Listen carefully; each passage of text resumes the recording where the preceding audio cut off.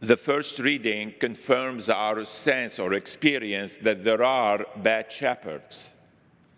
And by the shepherds here, we're talking about the religious leaders of the people, whether at the time before Jesus or today, priests and bishops and popes. There are bad shepherds. But that God makes a promise to the flock at the end of that first reading. It's because of those bad shepherds, God will shepherd his own people. He will send them that shepherd that will care for them, will protect them, will nourish them, and lead them to safety. And that shepherd is Jesus Christ.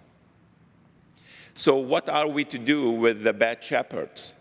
Well, just like there's been bad shepherds throughout the history of religion, there's always also been good shepherds. And let's look at some of those good shepherds. How did they react? Look at the life of St. Francis, St. Dominic, St. Ignatius of Loyola, St. Teresa of Avila, St. Catherine of Siena. They did not give up.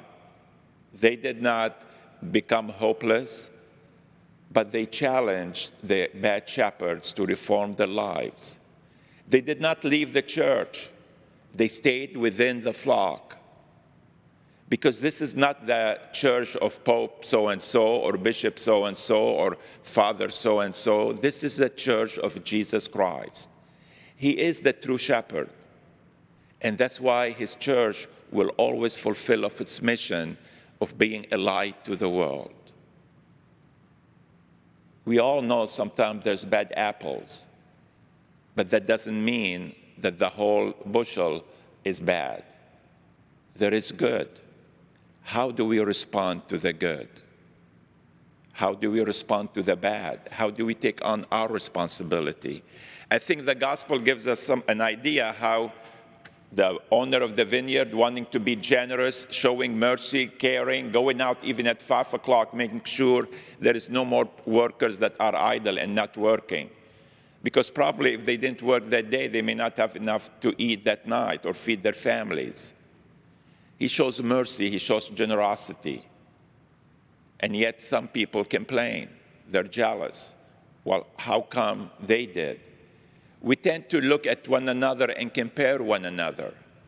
We need to look at Jesus Christ. He's our role model. He's the foundation of our church. He's our shepherd that calls us to follow him and live according to his example. These days, it's very easy to criticize the bad shepherds, whoever thinks they're bad shepherds. But that's not the way Jesus calls us to. He calls us to be the good shepherds, shepherd ourselves first, make sure we remain within the flock of the Lord, and challenge those to return to the Lord. Be generous in our mercy as the landowner or the vineyard owner was generous in showing mercy and care. God will take care of the justice issue, the justice question. He will take care of his good shepherds, his flock, as well as the bad shepherds.